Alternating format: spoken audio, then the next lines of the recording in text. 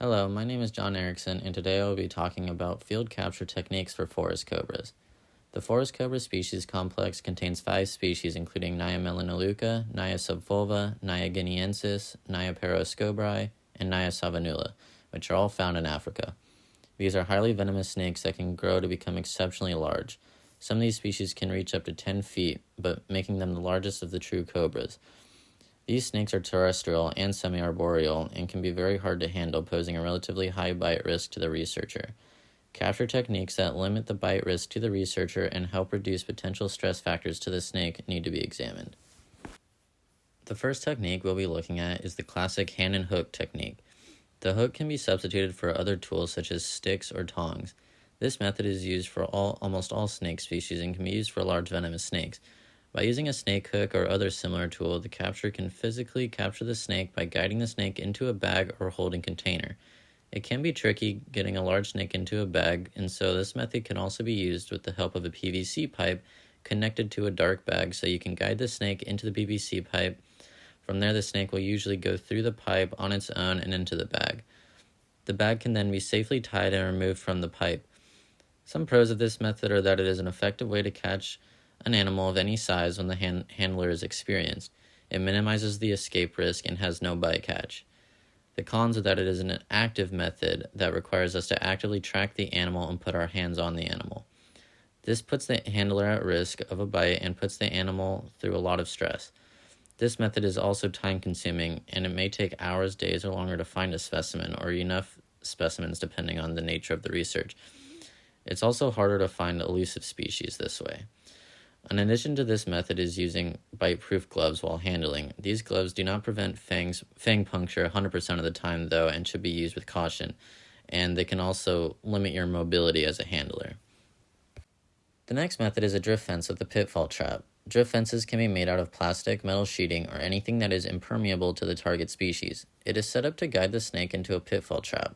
The fence length can vary based on the researcher's preference. Researchers have had luck with fences up to 450 feet, with multiple pitfall traps evenly distributed.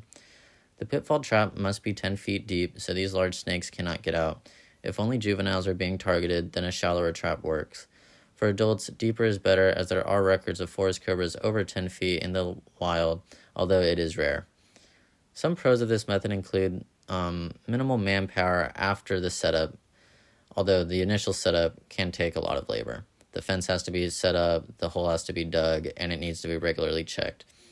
It is a relatively safe passive method for both the researcher and the snake. It has been an effective method for many species and has been used for forest cobras. A con is that forest cobras are good climbers and will not always follow the fence. For this reason, taller fences are better. It could potentially escape a pitfall trap, and it also may take a long time to catch one with this method. There is also potential for bycatch, and a 10-foot hole can be a danger to these bycatch species. This hole does have to be filled after the study is over.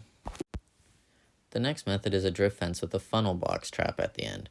So at the end of the drift fence, a box with a hole is placed. The drift fence ends at the hole where the snake can go into. The hole allows for the snake to go in a few inches and then can push through a wire mesh hinged door as shown in the photo below.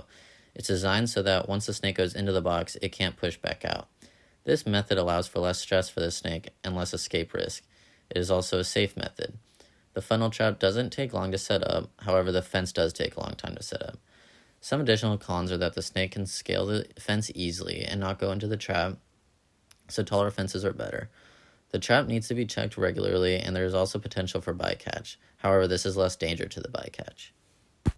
The last method is an arboreal funnel trap with a flap entrance. These traps are set up about chest height above ground or higher. Variation in height is advisable.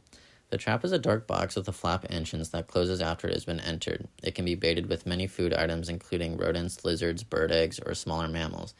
Bird eggs and rodents are probably the easiest to get. The researcher can also determine if they want to use live or pre-killed prey.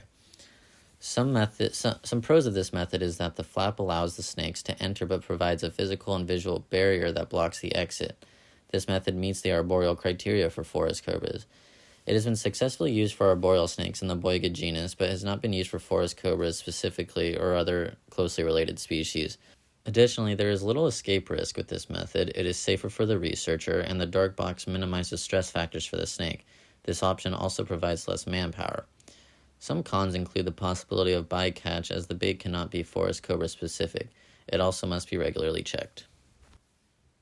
I recommend the drift fence with a funnel box trap. The funnel box trap is ideal for multiple reasons. It lowers the safety risk for the researcher and stress on the animal. It's a passive method and doesn't require a lot of manpower outside of the initial fence setup. It has been used successfully for many terrestrial snakes and forest cobras. The arboreal trap also has a lot of potential, but without a lot of documented uses for larger semi-arboreal snakes like forest cobras, it is hard to say whether it would be effective. A modification to this funnel trap is a wing schematic shown in the photo on the bottom. Once the drift fence reaches the funnel trap, the fence then comes back out at an angle for about 10 feet.